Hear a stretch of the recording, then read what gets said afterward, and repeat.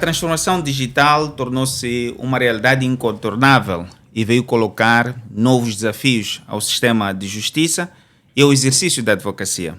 Hoje o advogado não é apenas confrontado com o uso da tecnologia como uma ferramenta, como demonstra o caminho iniciado pela Lei número 8 para 2024, de 7 de junho, sobre a tramitação eletrônica dos processos jurisdicionais, mas também a defender, atuar e assessorar casos cada vez mais ligados ao ambiente digital. Referimos-nos a matérias como a violação de dados pessoais, as transações eletrônicas, a prova digital e a assistência jurídica a provedores de serviços digitais. Neste contexto, torna-se mais do que nunca necessário que a tecnologia e o direito estejam cada vez mais próximos. Para refletirmos sobre estes temas, temos hoje conosco o presidente do Conselho de Administração do Instituto Nacional de Tecnologias de Informação e Comunicação, INTIC, o doutor engenheiro Lorino Cheman, a quem passo a apresentar. Lorino Cheman é presidente do Conselho de Administração do Instituto Nacional de Tecnologias de Informação e Comunicação, de Tecnologias de Informação e Comunicação, INTIC, é doutorado em Ciências de Computação e Sistemas pela Universidade de Estocolmo, Suécia. Foi diretor executivo da Amornet entre 2016 e 2021. Foi assessor do Ministro da Ciência, Tecnologia e Ensino Superior e do Ministro da Ciência e Tecnologia, Ensino Superior e Técnico Profissional para a área de TIC. Engenheiro Dr. Lorino Cheman, é com enorme prazer que o recebemos hoje aqui no nosso podcast da Ordem dos Advogados. Seja bem-vindo e sinta-se em casa. Muito obrigado, Dr. Demetrios, pela apresentação. Para nós é uma honra e privilégio participar, portanto, deste programa, portanto, do podcast da Ordem dos Advogados de Moçambique. E, antecipadamente, se me permitirem, vou começar por me desculpar por qualquer problema na terminologia jurídica e também por algum nível de nervosismo que há de se notar, porque não é todos os dias que se fala com a comunidade, portanto, desta área profissional específica e especializada, portanto, dos colegas da área de direito, mas irei fazer o meu melhor para ver se um engenheiro falando, portanto, para os formados em direito, para os advogados, de facto consegue encontrar um nível de linguagem apropriado para fazer chegar a mensagem. Bom, um apelo que eu faço é, quando falo com juristas que são extremamente rigorosos nos termos jurídicos, eu digo, olha, fale direito em português. O que vou pedir assim é falar de tecnologia em português e também falar de direito em português, porque parte da nossa conversa há de tocar instrumentos jurídicos que o INTIC tem estado a promover a sua aprovação. E comecemos mesmo por falar do papel do INTIC no atual ecossistema digital, de transformação digital em Moçambique. Muito obrigado. E falando para um programa, portanto, da área de direito, e vamos começar exatamente pelo enquadramento institucional, portanto, do INTIC. O INTIC, que é o Instituto Nacional de Tecnologia de Informação e Comunicação, foi estabelecido por um instrumento legal, pela Lei de Transações Eletrônicas de 2017. E por que foi estabelecido esse instituto, que não existia antes, portanto, dessa lei? É que a dinâmica do desenvolvimento da sociedade de informação, como chamávamos na altura, portanto, desde 1996 até meados da década, dos anos de 2016 até 2010 até 2016, nós tínhamos entidades focadas fundamentalmente na implementação de sistemas. A preocupação legal ou normativa dos atos e práticas legais não era a prioridade naquela altura. E, para dizer a verdade, fui parte dessa fase, achávamos que nem era necessário. Nessa altura, alguém falar em regulação da internet ou leis de internet era quase que proibido, porque a internet era um espaço que devia ser deixado livre. Era um paraíso onde cada um podia fazer o que a tecnologia permitia, porque era algo muito novo e que tudo que era feito era maravilha. Eu tenho saudade dessa fase, porque nessa fase não havia aspectos negativos na internet. Eram quase todos positivos. Eram docentes que usavam na governação para... Só que, aos poucos, começou a surgir a outra franja da sociedade que usa as tecnologias para propósitos negativos. Então, começou a despertar a necessidade de haver uma entidade que cuidasse da regulamentação, que não existia na altura. Na altura, portanto, existia a Unidade Técnica de Implementação da Política de Informática, que tinha como foco, como dizia, portanto, o processo da operacionalização da política de informática que tinha sido aprovada, portanto, em 2000, e também tinha o INCM, que era o regulador, portanto, de telecomunicações, também numa fase inicial da sua implementação. Havia clareza da necessidade da regulamentação de telecomunicações, mas não da componente de tecnologias de informação e comunicação. Mas rapidamente, como eu digo, a partir de 2010, ficou visível, como estava a decorrer o processo de elaboração da lei, da necessidade de estabelecer uma entidade que cuidasse da regulamentação da área de tecnologias de informação e comunicação. O INTIC primeiro tinha sido estabelecido em 2011 como a entidade que estava a substituir a Unidade Técnica de Implementação, mas também para cuidar da dimensão da concretização da política de informática, da sua estratégia de implementação, ter sido aprovada em 2002. Então, com o processo de elaboração da lei, fica claro que não basta uma entidade técnica do governo para acelerar ou promover a implementação dos sistemas de informação e de outras áreas de tecnologia, mas que era necessária uma entidade que cuidasse da regulamentação. É por isso que, em sede dessa lei, é estabelecido o Instituto Nacional de Tecnologia de Informação e Comunicação, que era converter o antigo INTIC, estabelecido em 2011, para este novo passar a ter o papel específico dedicado para a compreender a regulamentação. E depois é criada uma nova entidade, que é o Instituto Nacional do Governo Eletrônico. E esta outra para ficar dedicada aos aspectos da implementação do sistema de informação, portanto, de prestação de serviços dentro da administração pública. Essas duas entidades são as que explicitamente são referenciadas na Lei de Transação Eletrônica. Portanto, são estabelecidas através de um instrumento legal e que se juntam e reforçam o nosso quadro institucional de governação da sociedade de informação ao INCM, ao SEDCIF, e com o INTIC e o INAS, portanto, passam a haver essas entidades. Depois surgiram mais tarde outras, como a AD, que é a Agência, portanto, de Dados Espaciais, portanto, que é esse conjunto de instituições que juntas procuram concorrer. Primeiro, para acelerar a implementação das políticas, aquelas entidades que têm a responsabilidade da implementação do sistema, mas também essas duas, que é o INCM e o INTIC, para a dimensão da regulamentação das áreas afins. O INCM cuida do setor de telecomunicações, do setor postal. Então, toda a outra área de tecnologia de informação e comunicação não tinha um regulador. Esta é a área que é atribuída, portanto, ao INTIC para exercer o papel de regulamentação. E é por isso que em 2020 são revistos os estatutos do INTIC, que tinha sido aprovado em 2011, para focar nesta dimensão de regulamentação e retirar aqueles aspectos de atribuições de competência que lhe davam a responsabilidade para a implementação. E essas todas passaram para o Instituto Nacional do Governo Eletrônico. Portanto, este é o quadro institucional que nós temos. E qual é o papel do INTIC? Ficou com 4 áreas que na altura se achou que era importante, consta agora das atuais atribuições de competência do INTIC, por constar da Lei de Transações Eletrônicas. É na área de formulação de políticas. Apesar de, normalmente, a área de formação de políticas ser de órgãos da administração pública, da administração direta do Estado, como Ministério, neste caso, consta do INTIC a responsabilidade de formação de políticas e estratégia na área de tecnologias de informação e comunicação, em geral. Aliás, é por isso que trabalhamos na elaboração da proposta da política e a estratégia da sociedade, portanto, de informação, na política e estratégia de segurança cibernética. Agora estamos a trabalhar na elaboração da política e estratégia de governação da. Portanto, esta responsabilidade da formulação de política nessa área. A outra área fundamental que muitos colegas da área jurídica, e alguns até da área técnica, às vezes não distinguem, é qual é o espaço que é atribuído ao INTIC como órgão da administração indireta do Estado, como autoridade reguladora. A primeira é cuidar dos aspectos do domínio MZ, que é o subespaço da internet sob a responsabilidade do governo de Moçambique. A internet é uma plataforma global onde cada país tem a responsabilidade nas áreas onde foram atribuídas. Para o caso do INTIC, é a autoridade que cuida por todas as atividades que ocorrem na internet no geral, mas em particular os que ocorrem debaixo do domínio MZ, que é nesse domínio, portanto, debaixo do domínio MZ, onde ocorre as atividades sob responsabilidade da jurisdição moçambicana. Os outros dependem do espaço de jurisdição onde está.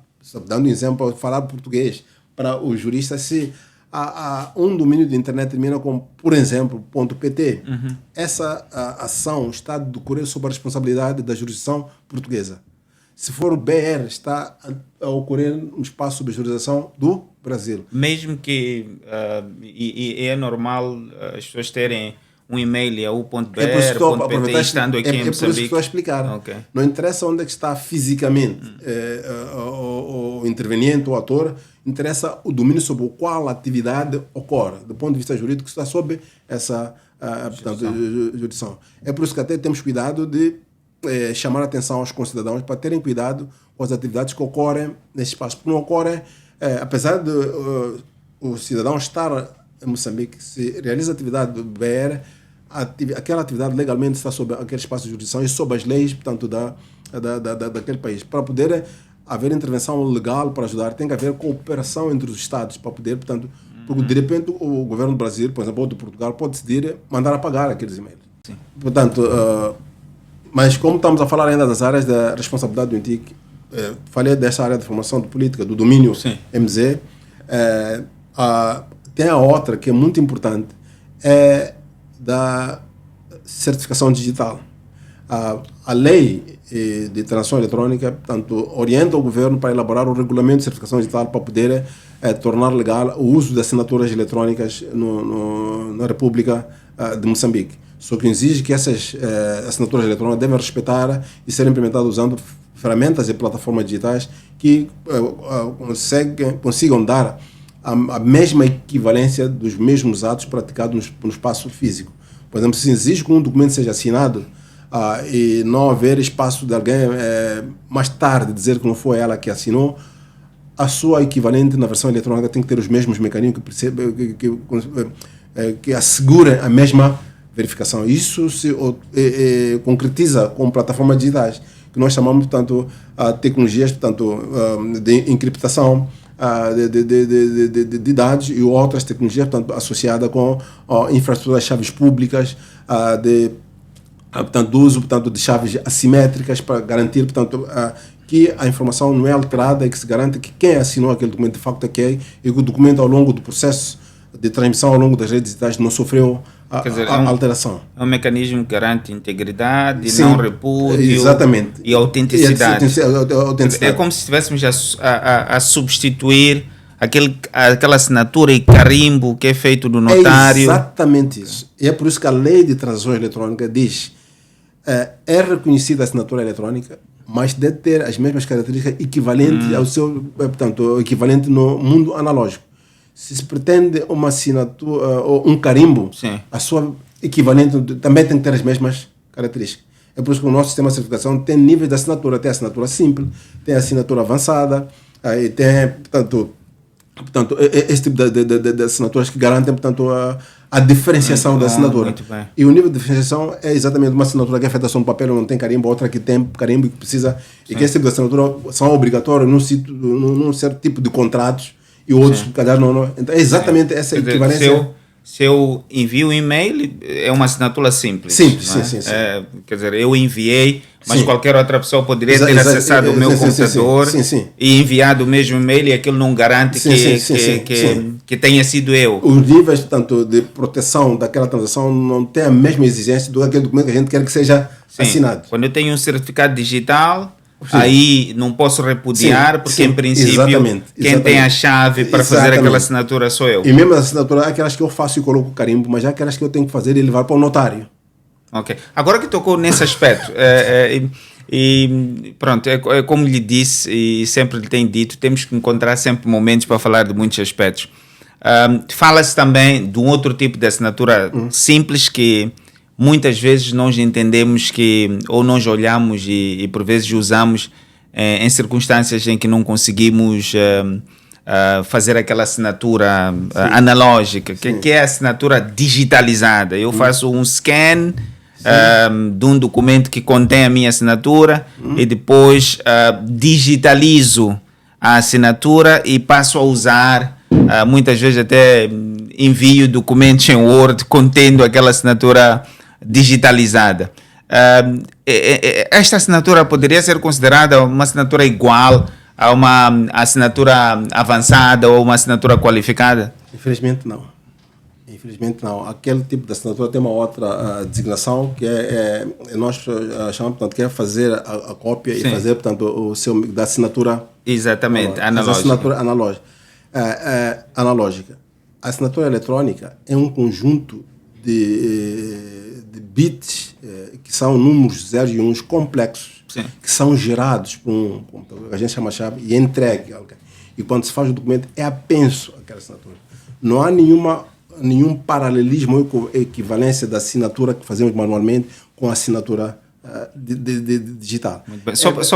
Só para enquadramento e explicar os nossos os que nos acompanham, quando o engenheiro fala de bits 0 e 1, é como os dados são representados no ambiente digital. É como se fosse o abecedário. São códigos, exatamente. São códigos e que quando estão em conjunto têm um significado e permitem que outros mecanismos leiam informação. Aliás, a palavra digital vem exatamente desse sistema, nós chamamos de engenheiro, sistema binário de numeração, onde tudo o que acontece é feito, pode ser representado por 2 dígitos. Exatamente. O dígito 0 e o dígito 1.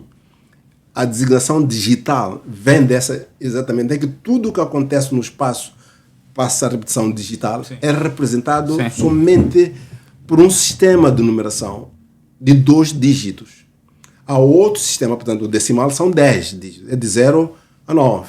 Depois tem o hexadecimal, que é de 0 até 16, e tem a palavra aqui, o digital, portanto, é representação de 2, que é 0 e 1. Por quê?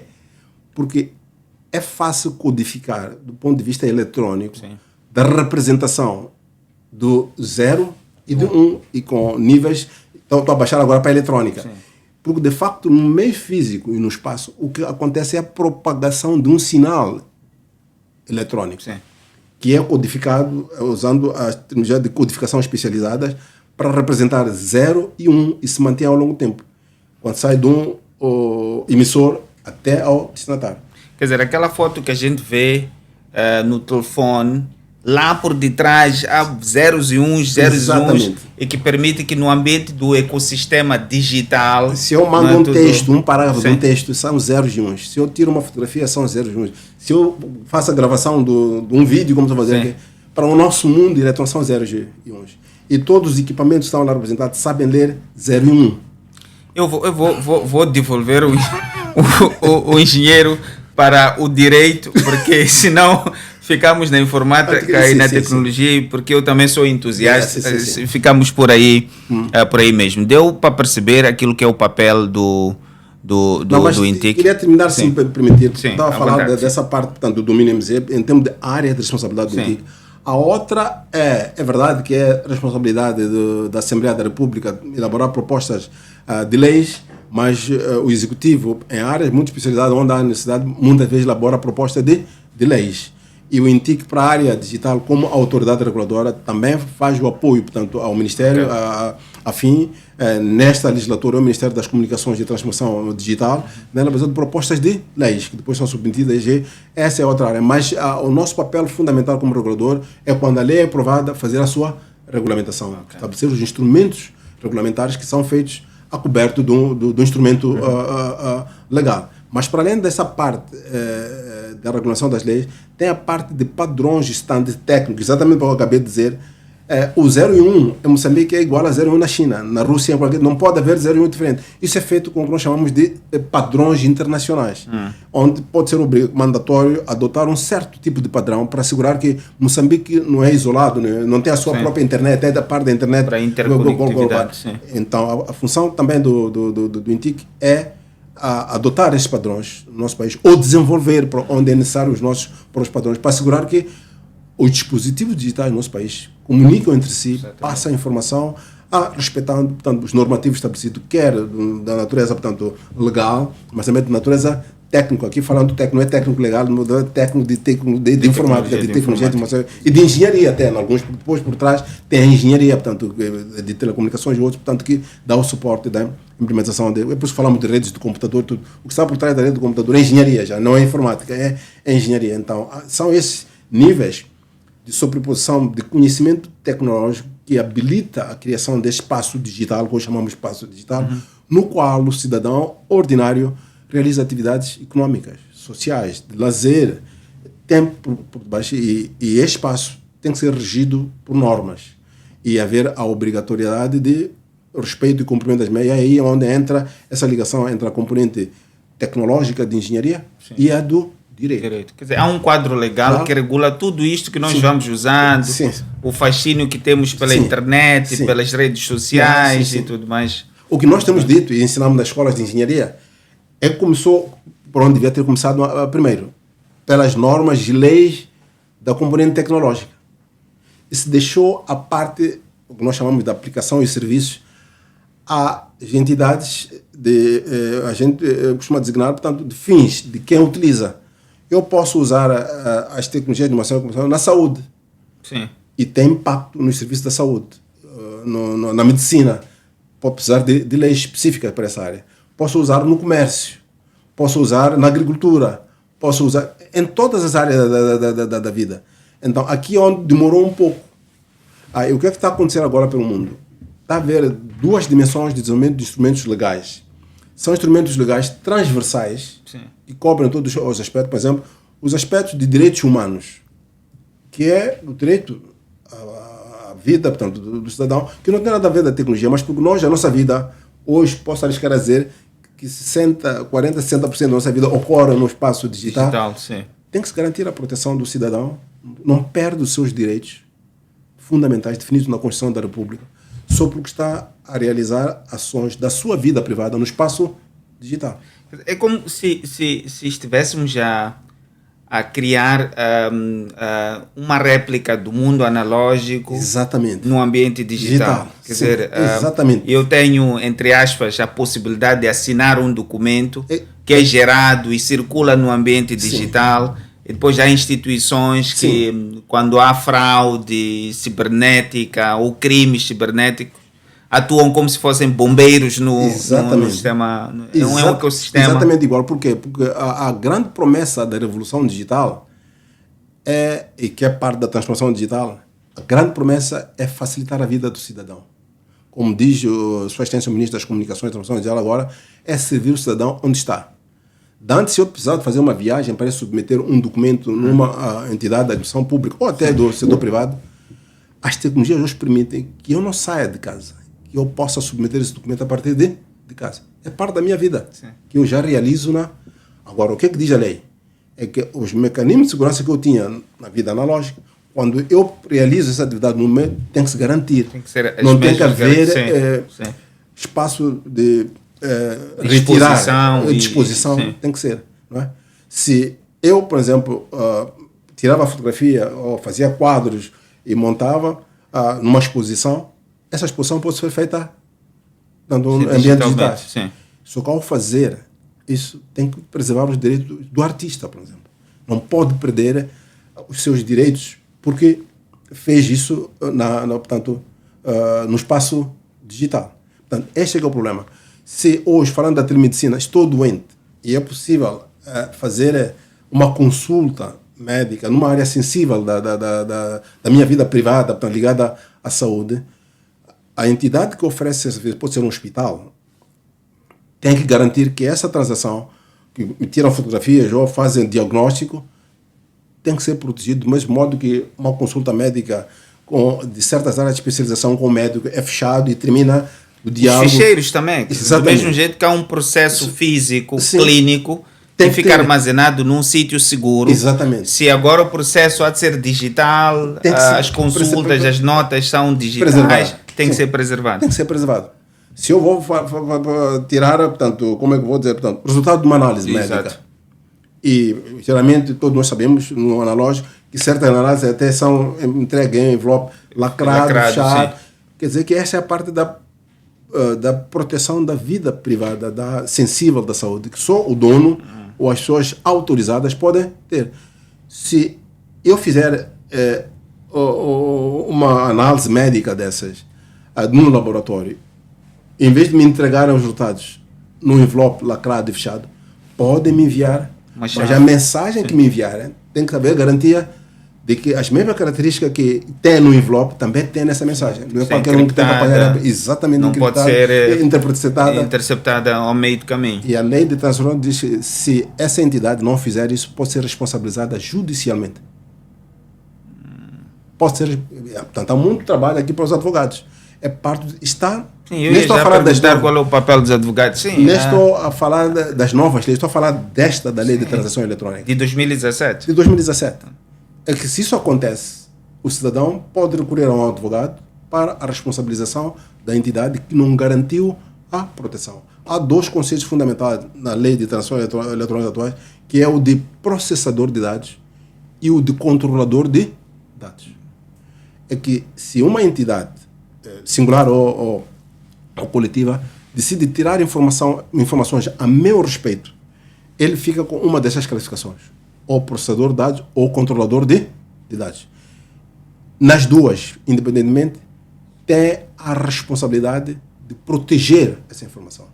Engenheiro, ainda bem que toca nesse aspecto. Nós temos sido bombardeados, acredito que o engenheiro também, temos sido bombardeados por mensagens aparentemente enviadas por entidades que não se sabe se são formalmente constituídas ou não aqui em Moçambique. Algumas até são, que não se sabe como têm acesso aos nossos contatos telefónicos, enviam mensagens de publicidade, depois sequer dão a opção de fazer um opt-out ou de não subscrever ou não manter-se na lista de envio destas mensagens. Este aspecto em concreto, e olhando para aquilo que é o papel do advogado, papel da ordem, dos advogados também, este aspecto tem alguma regulação atualmente? Tem.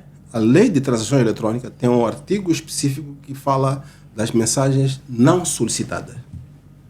E diz claramente que a primeira mensagem, a primeira leva de mensagens, qualquer entidade do mundo de negócio, de marketing, pode fazê-lo, mas dá o espaço para o cidadão comunicar a esta entidade que pede ou não quer que seja que volte a receber mensagem dessa daquela entidade em particular.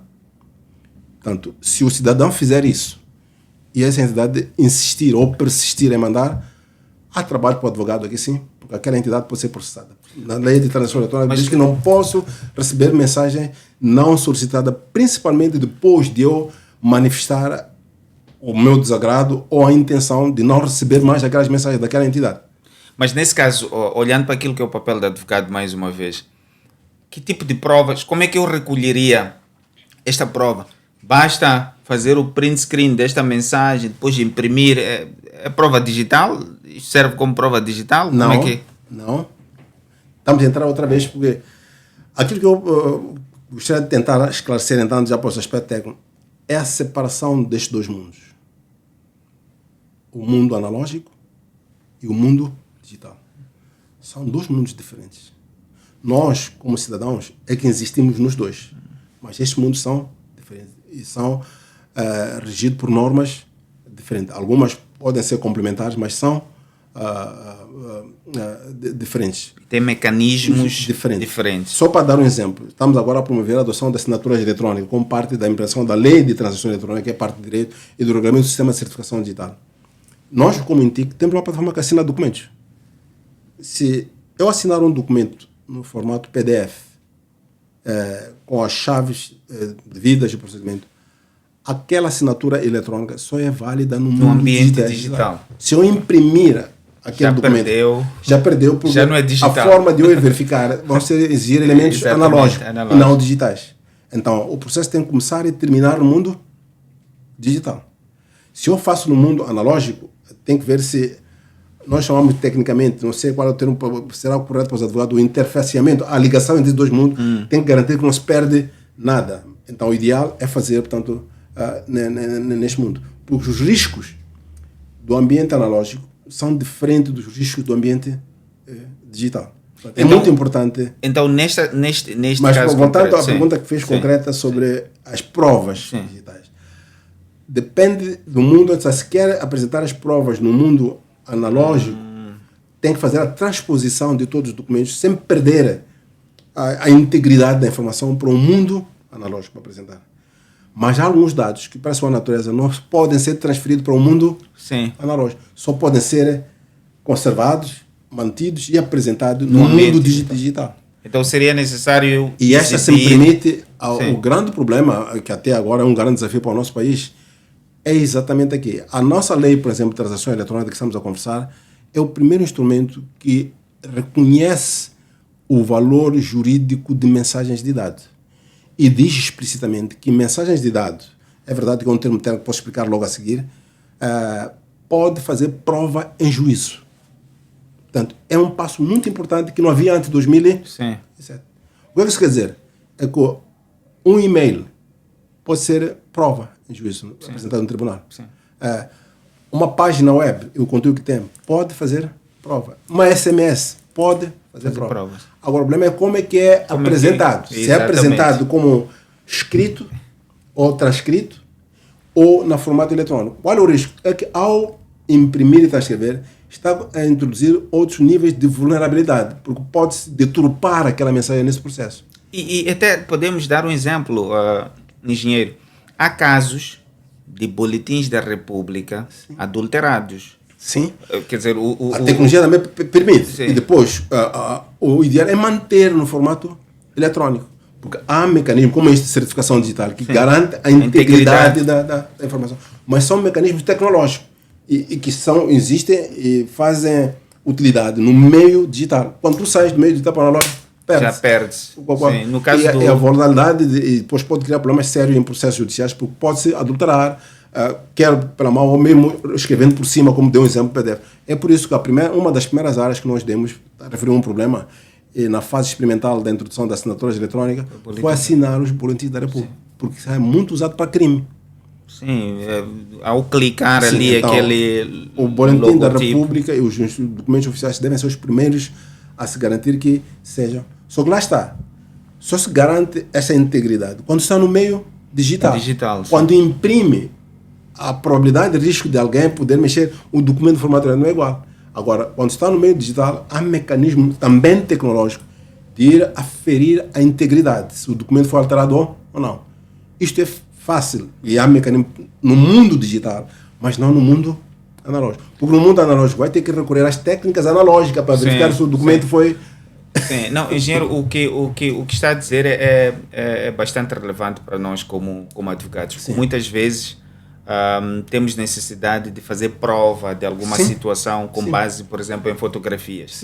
Mas depois veio um novo desafio que é a inteligência artificial, que permite que eu tire uma fotografia aqui, não é? E depois coloque mais alguém que não estava nesta nossa conversa. A tecnologia permite isso como coisa positiva, mas esse desenvolvimento que é usado para muitos casos positivos, também é usado para casos negativos, incluindo os criminais. E neste exemplo que estou a dar de inserção de um objeto ou de uma outra figura numa fotografia ou num vídeo, só através de mecanismos tecnológicos que você pode comprovar. No mundo tecnológico. No analógico nós não conseguimos fazer. É onde entra a questão dos metadados que ficou aqui de nos explicar. Mas no que estamos a falar sobre a prova eletrônica, é verdade que a lei faz isso, mas onde é que está a dificuldade técnica que nós tínhamos até agora?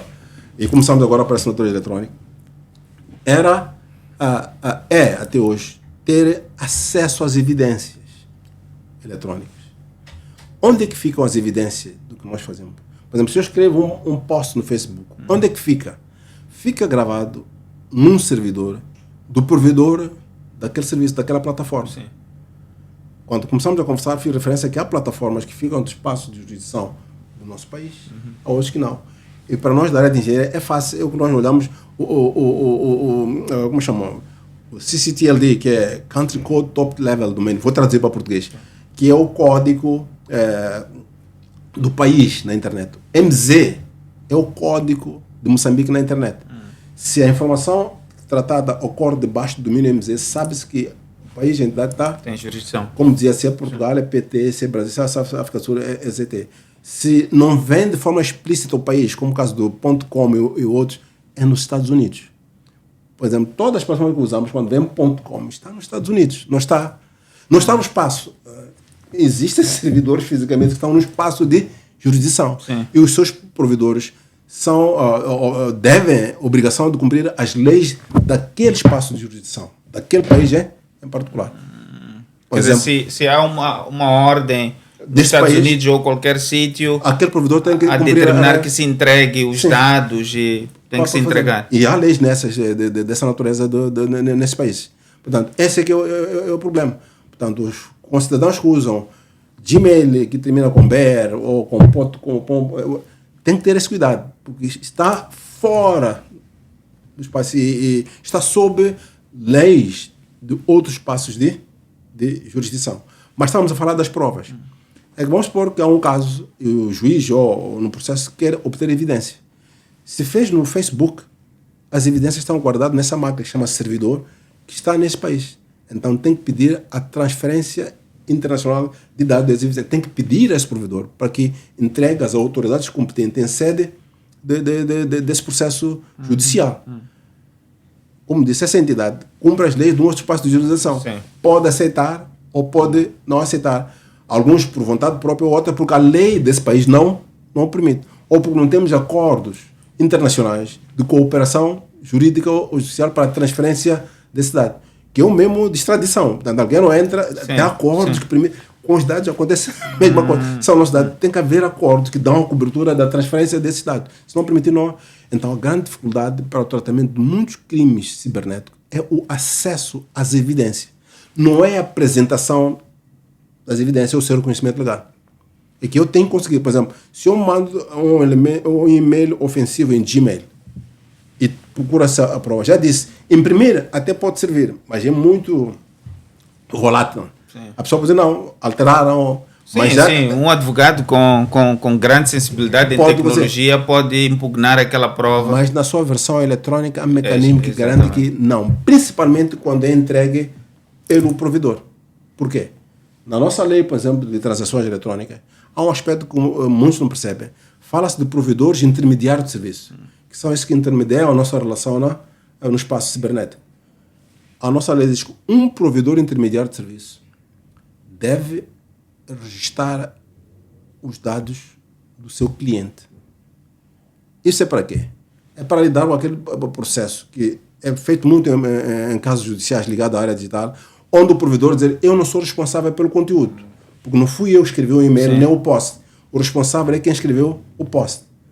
A nossa lei reconhece que sim, há entidades, provedores intermediários, que não respondem pelo conteúdo, porque são simplesmente facilitadoras. Abrem um canal para passar a informação. Não pode responsabilizá-lo pela mensagem. Mas a lei diz, então, registre o seu cliente, para quando chegar a vez da sua responsabilização, não basta dizer que não fui eu, tem que dizer às autoridades quem foi do seu cliente. Porque a prova que nós temos é que foi a partir da sua plataforma. E nós não temos o dado. Mas o provedor é obrigado a manter a base de dados dos seus clientes. O provedor sabe dizer que foi o meu cliente fulano que escreveu. Também por lei, algumas jurisdições, e na nossa lei estamos a preparar, é obrigado a guardar aquelas mensagens por um certo período de tempo razoável. Para quê? Exatamente para quando as autoridades competentes judiciais ou da polícia de sede de investigação criminal precisarem, ele tem que entregar esses dados, as evidências. Não é pedido só, não é só ver para dizer, é que deve entregar as evidências. Então, quando são entregues as evidências, aí sim, as instituições competentes, pode ser, tanto da manutenção da lei, já aplicam e têm essas evidências. Portanto, este ainda é o desafio, não é só de Moçambique, é de muitos países em vias de desenvolvimento. Agora, para todos os fenômenos digitais que ocorrem no espaço de jurisdição de Moçambique, quer no domínio ou no sistema, a nossa lei já prevê isso. Que as autoridades, os provedores intermediários, têm que cooperar com as autoridades legais, portanto, de manutenção da lei e ordem, a tecnologia que vem lá, para poder facilitar. Isso para quê? Para se desfazer essa ideia que existe de que pode fazer algo no espaço digital e não ser responsabilizado. Não é verdade. E é aí onde entra o direito. Se alguém atingiu a minha honra e reputação, do mesmo modo que se alguém a minha honra e reputação no espaço analógico tem um mecanismo de o fazer responsabilizar, no espaço digital também tem que fazer. Mas a dificuldade é como juntar as evidências. A lei abre espaço que sejam apresentadas, mas juntar as evidências é que é difícil. Sim. É por isso que muitos não percebem que o nosso esforço nos últimos 2 ou 3 anos foi na adesão a convenções internacionais. Porque são estes mecanismos de cooperação entre Estados que permitem que um provedor que está numa outra jurisdição, se for solicitado pelas autoridades competentes da outra jurisdição, pode aceitar. Pode, não é aceitar, é que deve entregar. E como é que é? É que procura satisfazer a relação assimétrica. O que é que acontece hoje em muitos casos? E temos evidência disso das autoridades de manutenção da lei e ordem. Se procura evidência, porque não há acordos internacionais, vão pedir ao provedor, por exemplo, Facebook ou outros. Estou a dar muitos exemplos do Facebook, mas não é só Facebook, qualquer provedor fora do país. O provedor diz que não, eu não vou responder a isto, porque segundo as políticas corporativas do Facebook, não pode fazer. É o primeiro nível. E isso está a dizer que no vosso país dizem que é crime, aqui não é crime. Eu não vou. E contraria até as políticas corporativas desse provedor intermediário de proteger o seu cliente. Que eles também têm advogados. É parte de direito. Fica guerra entre advogados. Quando se passa esse nível, o segundo nível é que não. As leis do meu país não permitem. O que no vosso país é definido como crime, no nosso país não é. Então, é por isso que há estas convenções internacionais. Permitem cooperação. Sim, mas por que permite a cooperação? E nós, por acaso, posso falar à vontade, hoje por ser engenheiro, porque acompanhei esse processo todo, é que a tipificação de crime e a sua definição é quase idêntica ipsis verbis. Tem que ser exatamente igual. Não pode haver um crime em Moçambique que não existe nos Estados Unidos. Isso para facilitar esta porque pode dizer, olha, este crime aqui em Moçambique também existe no Brasil. Sim. Então, este cidadão brasileiro praticou este crime em Moçambique.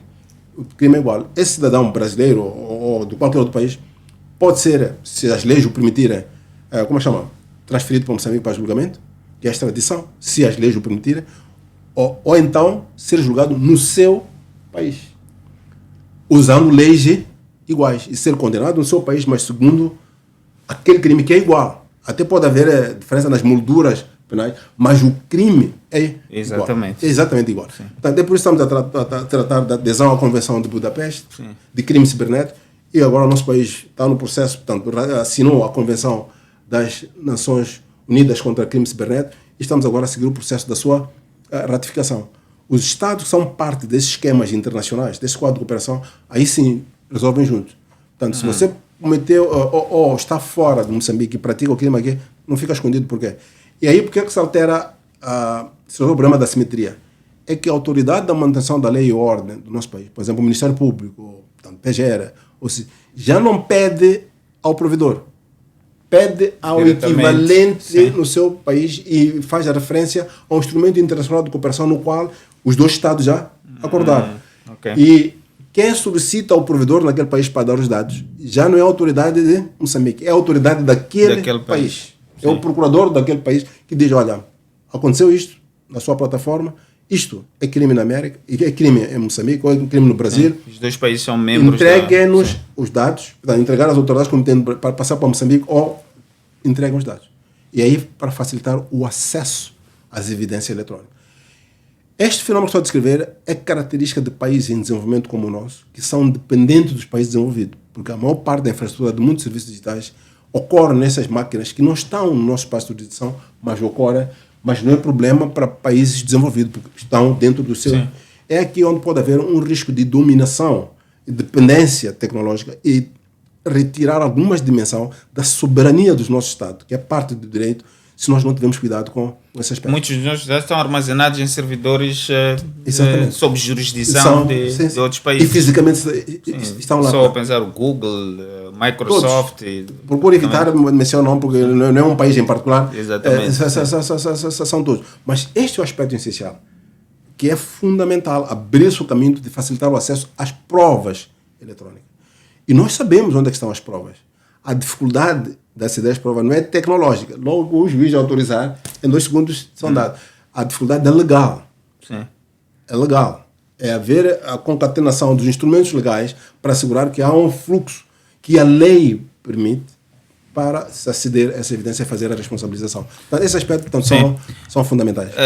Muito bem. Engenheiro, o INTIC foi criado, conforme disse, por lei em 2017, não é? A lei das transações eletrónicas.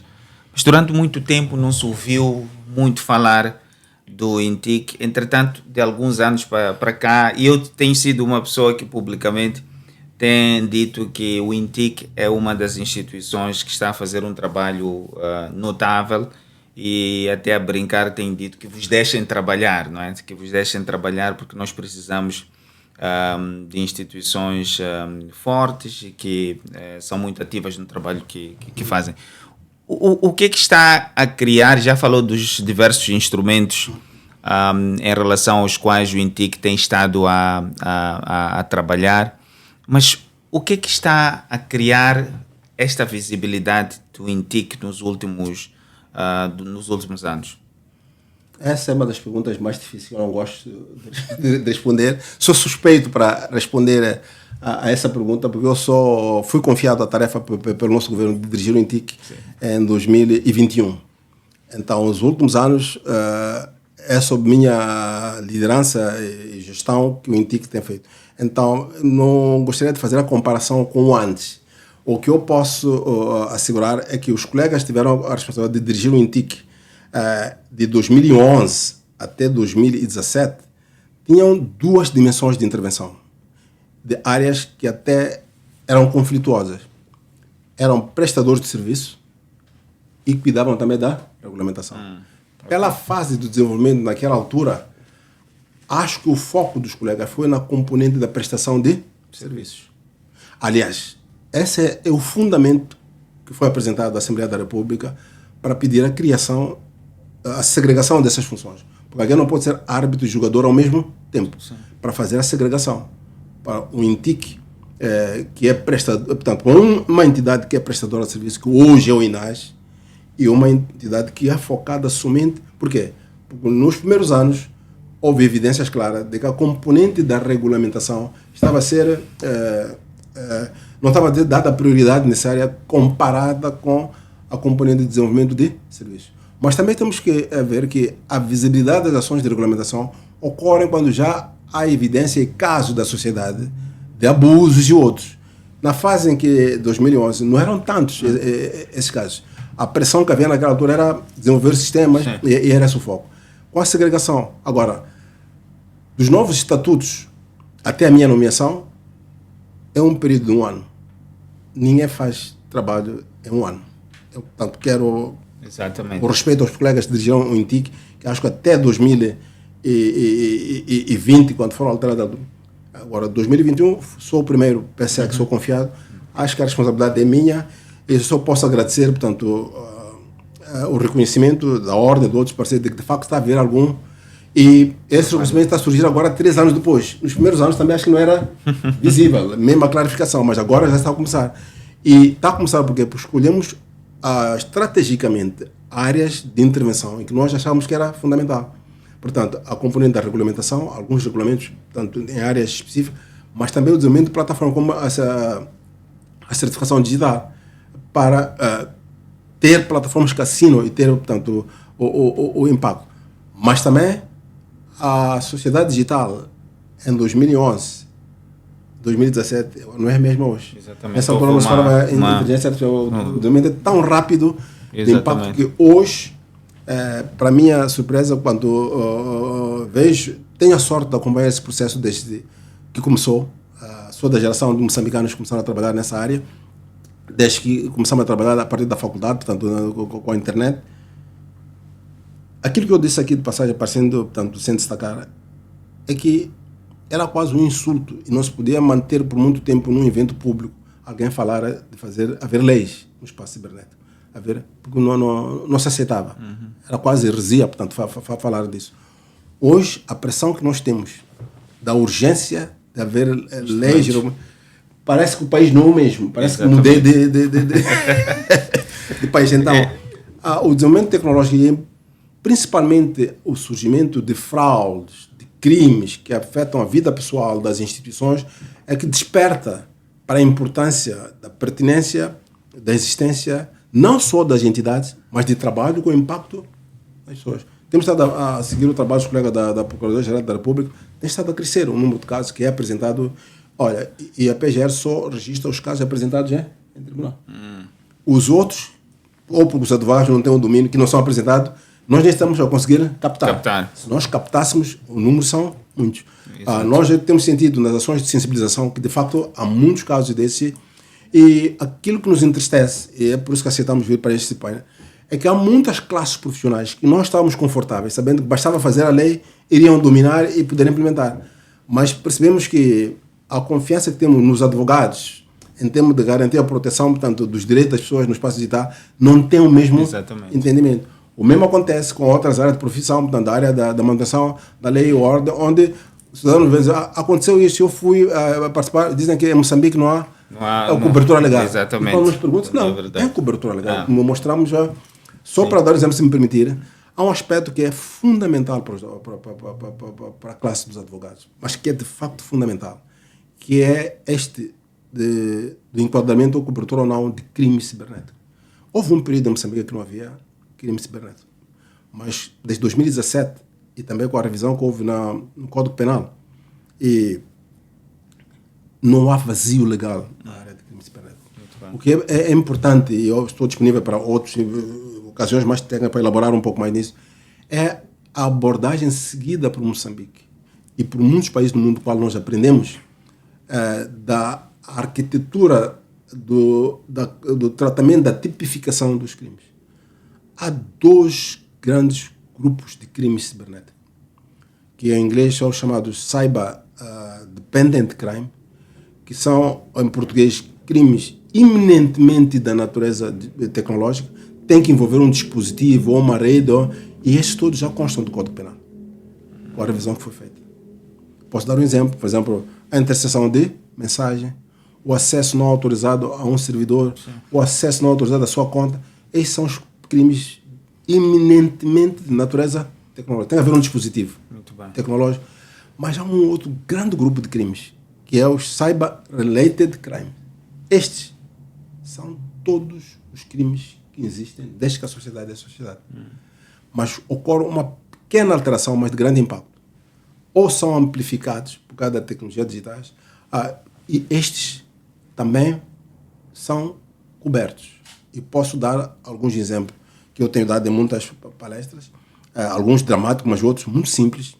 Por exemplo, do pouco que eu aprendi, não sou formado em Direito, tenho estado a ler muitas coisas de Direito como parte das obrigações profissionais. Acho, por exemplo, dando um exemplo de um crime simples, homicídio. Acho que é quando alguém tira a vida de uma outra pessoa. Não vem tipificada a arma do crime. Não vem dito. Se foi uma arma branca, se foi fogo, não interessa. Se foi... Não interessa. Se foi com as mãos, a verdade é que tirou a vida da pessoa. Hoje pode-se tirar a vida de alguém usando mecanismos digitais. Então não precisa de definir homicídio digital. É homicídio. Agora, o que aconteceu? Há um novo meio. Mas nós já tratamos esse aspecto. Por quê? Porque a lei de transação eletrônica diz que provas digitais podem ser apresentadas em juízo. Se for com meios digitais, é ir apresentar a prova. E com meios digitais, hoje, pode até praticar genocídio, não só homicídio. Aqui nesta sala onde nós estamos, pode vir alguém pôr um dispositivo digital combinado com outras tecnologias, um engenho, e a partir de Moçambique ou de fora, mas muito longe daqui, mandar uma mensagem de SMS para acionar aquele dispositivo, explodir e morrermos todos aqui. Ou emitir um som que explode. Agora, o que vai acontecer é o que é que fez. Agora, o que a lei de transação diz é, se tiver sido por mensagens de dados, estas mensagens de dados fazem prova juízo. Agora, o desafio é ir a recolher essa prova. Engenheiro, é sempre... Para poder apresentar desse exemplo dramático, mas podia dar muitos outros. Por exemplo, roubo. Hoje há pessoas que roubam, os seus direitos, acho que um termo que usam é roubo, outro é furto. Furto e roubo. Furto. Eu posso tirar dinheiro de alguém no banco. Não sei se Sem caracteriza usar como meios furto. físicos. Antes assaltava-se o banco para ir tirar o dinheiro. Era roubo, né? Assalta banco e estava tipificado. Eu posso assaltar o banco hoje, digitalmente, porque a maior parte dos bancos são digitais. É roubo, por exemplo, é furto. Agora, o que eu tenho que provar é que aquele furto foi Ocorreu. feito usando essas ferramentas digitais. E a lei de transação eletrônica tem uma construção, e devo isso, se me permitir fazer referência aqui, porque não foi dos consultores que nos ajudaram na altura, em 2005, 2007, foi de um dos consultores do nosso país, o Dr. Abdul Karimo. Se repararem, todas as contravenções que vêm na lei de transação eletrônica começam assim, sem prejuízo de pena mais grave que couber no Código Penal. Então foi estratégico. Vírgula. Foi estratégico. Cada uma das contravenções começa assim. Sem prejuízo de pena mais grave que couber no Código Penal, a multa é esta. Por quê? Porque nós não quisemos criar novas formulações. Exatamente. Né? Se houve interseção ilegal, aplica-se a multa da interseção ilegal. Mas se a resultante da interseção ilegal foi um crime de furto, vai-se para o Código Penal e aplica-se a pena definida lá para o furto. Engenheiro, é fascinante estar aqui a conversar consigo. Infelizmente temos limitações em termos de tempo de difusão deste programa, mas naturalmente há muito por falar. Os advogados têm muito que aprender dos engenheiros, principalmente engenheiros no âmbito do INTIC, até considerando o ambiente regulatório que está em curso, a formulação de leis e a adoção de convenções e outros instrumentos internacionais. Últimas palavras, principalmente dirigidas aos advogados e à Ordem dos Advogados, como conselhos. Muito obrigado. Como conselhos, espero dizer isso corretamente em português dessa classe profissional. Se me permitir, vou começar o apelo para os advogados e também para a Ordem ao mesmo tempo. É que as tecnologias digitais hoje são usadas em todos os aspectos da atividade econômica e sociais, que tradicionalmente eram feitas sem essas tecnologias. E é onde o advogado trabalhava para proteger as pessoas, portanto, os seus clientes. E a Ordem, uma das suas funções é a promoção da legalidade e a defesa dos direitos. O que está acontecendo é que a maior parte dessas atividades, quer da vida privada, quer do lazer, quer do negócio, ocorre no espaço digital. Se havia alguma intenção de pensar que o espaço digital é somente da componente tecnológica, o que eu gostaria de pedir encarecidamente é este grupo profissional em particular aceitar o desafio de que o direito aplica-se em ambientes digitais e que, seja qual for a área em que trabalha, portanto, de direito, seja o comercial, criminal ou outra, é tratado em ambientes digitais. E a advocacia deve ser exercida também nesse ambiente. E se há algum trabalho que é necessário, é os advogados se prepararem para exercer a sua responsabilidade social neste ambiente. Porque se não o fizerem, correm o risco da irrelevância, de ficarem ultrapassados. Pode-se ter curso de curta duração ou outras de especialização, mas temos que trabalhar para cada vez mais colegas da área de direito ou advogados ou formados em direito dominarem não a informática, não a engenharia. Não estou a convidar para serem engenheiros. Do mesmo modo que eu resisto a ser advogado, sou formado em engenharia, sou da engenharia, é para dominarem os instrumentos legais e regulamentares deste ambiente. E também contribuir para desmistificar um aspecto, porque pode também passar para os advogados. Quem quer se especializar nessa área é para os crimes iminentemente da natureza tecnológica. Não. Todos os crimes, em todas as áreas, ocorrem no espaço digital. Sim. Então, é esta formação, portanto, que eu gostaria de... Em relação à ordem, Eu tenho um conjunto de colegas da área jurídica, portanto, formados que trabalham conosco, mas não permitam, não se distanciem e deixar sob a responsabilidade do INTIC somente a preparação de instrumentos legais. Aproximem-se de nós, juntem-se ao INTIC para nos aconselharem em um momento apropriado, para nós estamos a preparar esses instrumentos. Estamos a elaborar, por exemplo, agora a proposta da Lei de Proteção de Dados. A proposta da Lei de Proteção de Dados é fundamentalmente sobre os direitos fundamentais do cidadão no espaço cibernético. Não há melhor organização como a Ordem dos Advogados para se envolver e participar, e nós estamos disponíveis para convidar, trabalharmos juntos como parceiros nisso. O mesmo acontece para a Lei de Crime Cibernético, para a Lei de Segurança e outros instrumentos. Agora aprovamos o regulamento de computação em nuvem, tem dimensões legais esses instrumentos, que no exercício das suas atividades, quer de forma individual ou nas organizações que usam essas tecnologias, como os bancos, os hospitais e outros, tem essa dimensão legal. Por exemplo, sobre a privacidade. É sobre o centro de dados. Tem a ver com o centro de dados, tem a ver com computação em nuvem, porque é onde ficam os dados. É onde os processadores de dados, para poder defender e proteger o cidadão, quando isso acontece. Portanto, o apelo é a cooperação e colaboração com o INTIC no processo de desenvolvimento do quadro legal. E esta necessidade de cooperação e colaboração aumenta quando nós estamos a entrar na era da inteligência artificial. Podemos nos interajudarmos em termos de domínio do conhecimento dos aspectos tecnológicos. Os debates que ocorrem, que ainda não há um consenso universal, por exemplo, na era da robótica e da inteligência artificial, se pode responsabilizar um algoritmo. Mas, segundo a tradição da área, a responsabilidade é sobre uma pessoa física ou jurídica, e não sobre uma máquina. E quando é assim, a responsabilidade é repassada para o dono da máquina ou quem, e para esta área.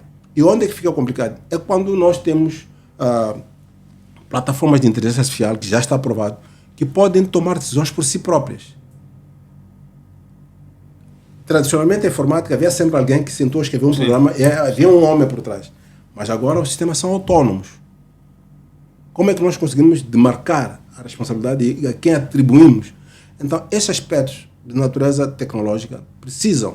E precisamos de mais pessoas formadas nas áreas do que nós chamamos de sociotecnologia, que é a área da interligação entre a tecnologia e o seu impacto na sociedade, na vida das pessoas. E a área de direito é uma delas. Para haver mais colegas, portanto, especializados nessa área, para poderem trabalhar conosco, e nós estamos disponíveis para compartilhar um pouco que sabemos, mas colocar os desafios em um momento apropriado, à ordem, para nos ajudar. E a este propósito, permitam-me, portanto, agradecer ao bastonário da Ordem do Advogado, que tem sido muito ativo quando nós solicitamos designar colegas da Ordem para participar nos eventos de consulta, e as leis que nós elaboramos dão-nos até mais conforto, porque passaram pelo crivo, portanto, os colegas da Ordem do Advogado, em termos de contribuições, porque nos dá esse conforto de que nós estamos a fazer aspectos que não contrariam, portanto, as leis fundamentais do nosso país, não só visto pelos nossos colegas que trabalham na dimensão jurídica, nos gabinetes jurídicos, mas também com a opinião, portanto, da Ordem. Essas seriam as palavras.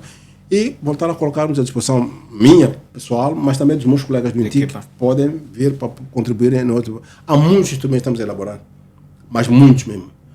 Quer de política, quer de instrumento que nós chamamos. Só para dar um exemplo na área de política, estamos a elaborar a política estratégica de governação de dados. Só isso é um tópico.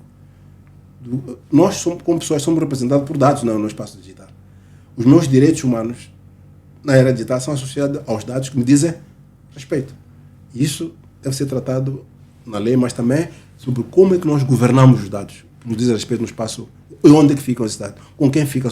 Esses são aspectos essenciais. Falamos de interoperabilidade, podemos também conversar sobre isso, da identidade digital. Muitos confundem a identidade digital, como, por exemplo, com as assinaturas, a mesma confusão. Sim. A identidade digital não é relacionada ou equivalente à identificação civil.